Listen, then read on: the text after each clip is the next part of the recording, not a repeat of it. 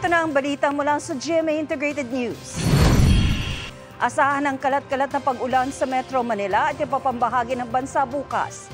Ayon sa Pag-asa, patuloy na nakakaapekto sa bansa ang easterlies. Sa rainfall forecast ng Metro Weather, posible ang light to moderate rain sa ilang lugar sa Camarines Norte, Sorsogon, Marinduque at Palawan bukas ng umaga. Pagsapit ng hapon, posible na ang pag-ulan sa ilang lugar sa Mindoro, gayon din sa Visayas at Mindanao. Narito naman ay ipapambalitang binabantayan ng GMA Integrated News. Manibela Chairman Mar Valbuena at dalawang iba pa kinasuhan ng QCPD dahil sa protesta noong May 6. Valbuena tinawag na panghaharas ito. May gitapat na barko at ilang helicopter ng China na mataan sa Sabina Shoal. Daloy ng trapiko sa NLEX, inaasahang bibigat tuwing gabi dahil sa pagsasara sa ilang linya sa NLEX Balintawak hanggang sa May 16.